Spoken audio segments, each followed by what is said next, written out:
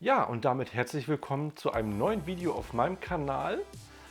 Heute mal etwas eher für Filmer und vielleicht für Makrofotografen und vielleicht auch für Fotografen, die Models fotografieren. Und zwar hat mich der 100 Store auf Amazon kontaktiert, hat gefragt, ey, möchtest du nicht mal den Falcon Eyes F7 LED Strahler testen? Und den halte ich jetzt hier in der Hand und den gucken wir uns mal genauer an. Dazu vorweg nochmal ein Disclaimer. Der 100 Store hat mich kontaktiert, hat gefragt, ja, möchtest du den testen? Den würden wir gerne zuschicken. Ich habe den ganzen Strahler dann auch bezahlt und habe wiederum aber das Geld über PayPal wiederbekommen. Also würde ich mal sagen, handelt es sich wohl in diesem Fall um bezahlte Werbung. Ich weiß es leider auch nicht so direkt, wie man das nur handhabt. Also schreiben wir mal vorsichtshalber Werbung drunter. Der F7 ist ein wirklich kleiner, süßer, handlicher Strahler. So zum Vergleich habe ich hier mal ein iPhone 8 Plus. Das ist fast genauso groß. In der Dicke unterscheiden die sich natürlich so ein bisschen. Ich würde mal sagen, der Strahler ist so 15 mm dick. Wiegt jetzt, weiß ich nicht, 200 Gramm. Die technischen Daten kann ich ja mal einblenden. Hat 12 Watt und ist RGB-fähig. Und das ist wiederum wirklich eine schöne Sache. Ich habe bis jetzt eigentlich immer nur Strahler gehabt, die weißes Licht abstrahlen, um halt noch so ein kleines Highlight zu setzen. Allerdings ist es manchmal ganz gut, wenn man noch irgendwie so einen kleinen farblichen Akzent irgendwo reinsetzt. Das habe ich zum Beispiel in den letzten Videos schon mal gemacht. Da habe ich zum Beispiel meine Kamera so ein bisschen angestrahlt oder mich. Das ist nicht schlecht. Das kann ich in diesem Video jetzt natürlich nicht machen, weil ich habe den Strahler hier in der Hand. Aber ich zeige euch mal so ein paar Features. Als erstes zeigen wir mal die Rückseite. Und zwar haben wir hier ein kleines Display. Das zeigt ein, wenn ich jetzt den Strahler anmache, so ein paar Eckdaten wie Farbtemperatur, Helligkeit.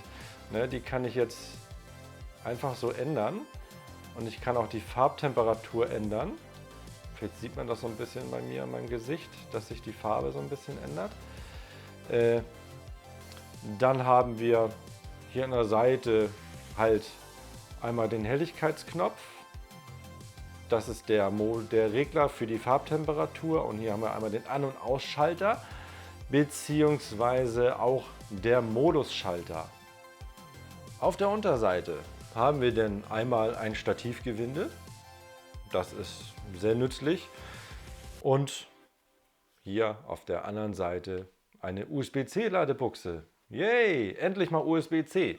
Also es gibt ja noch viele Hersteller, wo man irgendwie immer noch auf USB-C wartet. Aber hier allmählich setzt sich das ganze Format denn durch. In der Schachtel haben wir dann noch eine Tasche mit einem Klettband. Ich denke mal, das ist durchaus gut, kann man sich an Stativ ranmachen. Und ich will fast sagen, man kann sich das sogar noch um den Arm machen. Also das ist sehr großzügig. Dann haben wir einen Diffusor, der so ein bisschen silikonartig ist. Sage ich gleich noch mal was zu. Gefällt mir nicht ganz so gut. Dann eine Wabe. Das ist auch so ein gummiartiges Teil. Das ist eben dazu da, damit ihr das Licht wirklich geradeaus auf ein Objekt richten könnt. USB-C Ladekabel. Richtig schön hier mit so Klammern. Das ist cool. Also damit das Ganze nicht so auseinanderflattert. Dann haben wir hier einen kleinen Blitzschuhadapter oder Kohlschuhadapter, je nachdem, ob ihr nun Blitzschuh oder nicht. Und noch so einen Montagearm würde ich mal sagen, wenn ihr das am Stativ befestigt. Es gibt ja einige Stative, die so an der Seite noch so ein Gewinde haben für irgendwelche Anbauteile. Oder beim professionellen Film, wenn ihr einen Cage benutzt, habt ihr Gewinde noch und nöcher. Da ist das Ganze auch sehr sinnvoll. So, ich habe ja eben gesagt, diese Silikon gefällt mir nicht so sehr. Es erfüllt seinen Zweck. Wenn ich das jetzt hier mal so raufziehe, ne, das soll ja dafür sorgen, dass das Licht noch ein bisschen weicher wird. Ist nicht in jedem Fall notwendig, weil ihr habt auf dem Strahler schon eine Streuscheibe drauf. Und das ist eben so, wenn ihr jetzt irgendwelche reflektierenden Oberflächen habt, sag mal, ihr filmt irgendwas oder leuchtet etwas aus, Brille zum Beispiel, sonst würdet ihr die einzelnen LED-Elemente sehen in der Spiegelung, was natürlich nicht so schön ist. Ne? Wenn ich das jetzt hier so mache, kriege ich jetzt nicht hin. Aber ja, Vorführeffekt, ne? Will jetzt nicht. Dann würdet ihr halt die einzelnen LED-Elemente sehen, die ihr hier so, warte mal, ich mach mal so, ne? So sieht das dann aus. Und dann würde man in der Brille oder in einer Scheibe halt nur diese einzelnen Punkte sehen. Das Ganze hätte ich mir lieber gewünscht, wenn das magnetisch wäre. So, ich habe von einem anderen Hersteller, den möchte ich jetzt nicht nennen, ich möchte ja jetzt keine Konkurrenz in einer Werbung machen. Da ist das Ganze, da hat man so eine kleine Streuscheibe aus Kunststoff, ganz dünn. Die hat 4 Magneten, wird draufgelegt, ist fest, fertig. Das finde ich eine gute Sache. Dass es bei der Wabe nicht funktioniert, das ist klar. Die muss eine Ausdehnung haben, ne? Sonst würde das nicht funktionieren. Also die muss so hoch sein. Da finde ich es ganz okay, aber ich denke mal, die Streuscheibe, das wäre schön, wenn es magnetisch gewesen wäre. So, kommen wir doch mal zu den Features hier so ein bisschen. Und zwar habe ich ja jetzt hier meinen Strahler. So, kann ihn jetzt hell und dunkel drehen und kann jetzt schön die Farbtemperatur ändern. Ne? Jetzt kann ich bis auf 9000 Kelvin hochdrehen. Ne? Jetzt ist das sehr schön blau und jetzt drehe ich mal runter. Und ich hoffe, man erkennt das so ein bisschen. Jetzt bin ich bei 2500.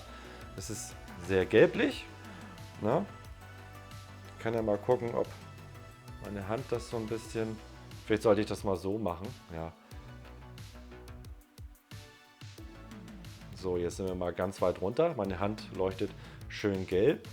Und jetzt fahre ich so durch bis auf 9000. Das Gelb wird immer blauer und weißer. So. Und jetzt sind wir wohl ganz durch. Ja. Und so kann man wirklich schön sein Licht anpassen und die Beleuchtung optimal wirklich einstellen. Also ich benutze das jetzt häufig mal, um meine Produkte oder meine Videos halt noch ein bisschen mit auszuleuchten. Und da benutze ich dann halt so, da bin ich so bei 4600. War das so? Ja.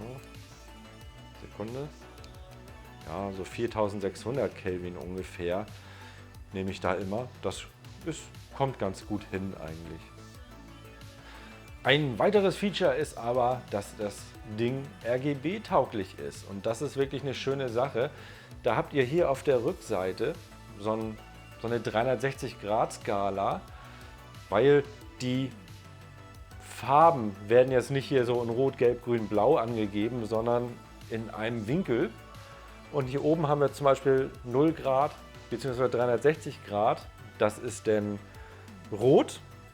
Geht dann weiter, oh, es ist ein bisschen schwer zu sehen, 60 Grad, ja, weil das ist weiß beschriftet. 60 Grad ist dann gelb, dann 120 wird grün, 180 ist blau.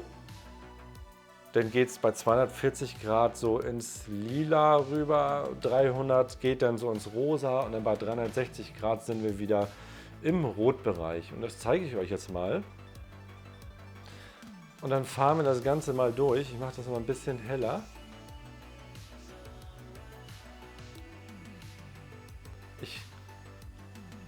Und dann sieht man so, Jetzt wird es grün, blau, lila. Jetzt geht es wieder in den Rotbereich, ne? Wieder grün. Also das kann man nonstop durchfahren. Und das ist wirklich eine schicke Sache. Ne? Also ihr könnt allerdings nicht nur die Farbe einstellen, sondern ihr könnt auch die Sättigung der Farbe noch einstellen. Also habt ihr noch, statt diesem Gradregler, habt ihr auch noch eine weitere Skala, die heißt einfach S, die steht jetzt auf 100. Das ist jetzt 100%. Und jetzt kann ich so allmählich die Sättigung rausnehmen. Ist in diesem Bereich jetzt vielleicht nicht gerade perfekt, finde ich. Weil jetzt ist es, ne, jetzt bin ich bei 51, soll eigentlich noch der Gelbbereich sein. Allerdings ist mir schon öfters aufgefallen, die Skala stimmt nicht so hundertprozentig überein. Also gehen wir mal in den Rotbereich. So, ja, das ist schön rot. Jetzt können wir die Sättigung runterdrehen. Ja, aber es wird irgendwie immer blau. Ja, das ist ein bisschen komisch. Vielleicht sollte man an der Sättigung nicht so viel spielen. Also sagen wir mal so, jetzt ist es knallrot, dann wird es ein bisschen rosa. Also sagen wir mal so, jetzt bin ich bei 80% und dann wird es irgendwann, jetzt bin ich bei 60% und dann wird es allmählich so wieder ein bisschen bläulicher.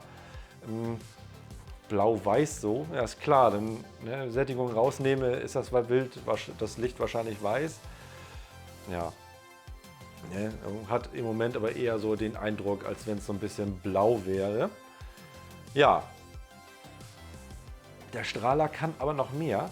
Er hat noch sogenannte Szenenmodi.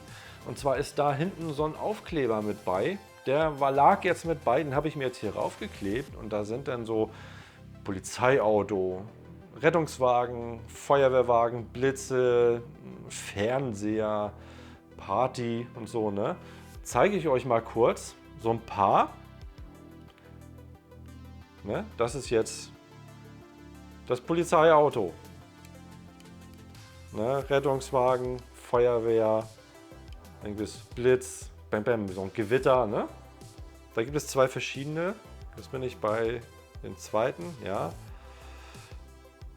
Dann gibt es zum Beispiel 8, hier so ein bisschen Fernseher. Ne? Also wenn ihr jetzt Diebstahlsicherung machen wollt oder so, ist das vielleicht nicht verkehrt, ne? Damit keiner einbricht. Und so weiter. 9, Kerzenlicht, so ein bisschen Kerzengeflacker. Da werde ich euch mal am Ende des Videos mal alle Szenenmodis mal durchzeigen. Ne? Die leuchte ich dann irgendwie mal die Wand an oder so und dann könnt ihr euch da vielleicht ein Bild von machen. Der einzige Nachteil ist bei diesen Szenenmodis ist, ihr könnt sie zwar durchwählen, ihr könnt aber die Helligkeit nicht ändern. Also da kann ich jetzt drehen, wie ich will, es passiert nichts. Das ist eigentlich neben diesem Gummischwabbel hier das zweite, was mir an diesem Teil nicht so ganz gefällt.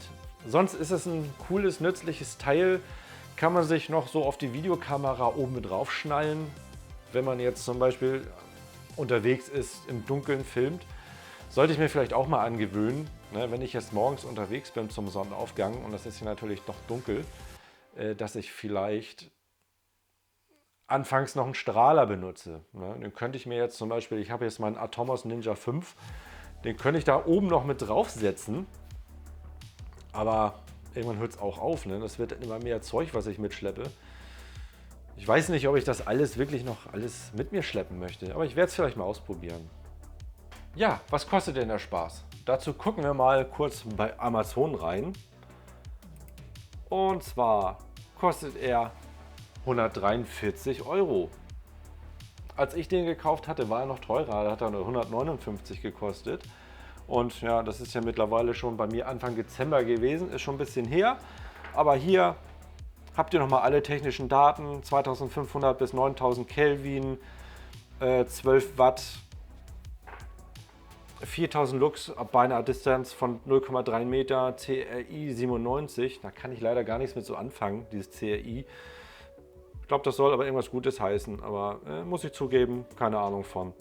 Den Strahler verlinke ich euch natürlich unten, und zwar auch den 100 Store. Und da, wenn ihr euch den kauft, würde ich natürlich euch bitten, dass ihr auch über den Link kauft. Das wäre ja nur fair, die haben mich ja gebeten, den Strahler vorzustellen, deswegen wäre es natürlich auch cool, wenn ihr über den Händler kaufen würdet. Ja, das war es denn von mir zu dem Falcon Eyes F7 Strahler, und wie versprochen haue ich euch jetzt nochmal alle Szenenmodis durch und könnt dann nochmal ordentlich Party machen, ne? Denn bis zum nächsten Video. Tschüss, euer Dennis.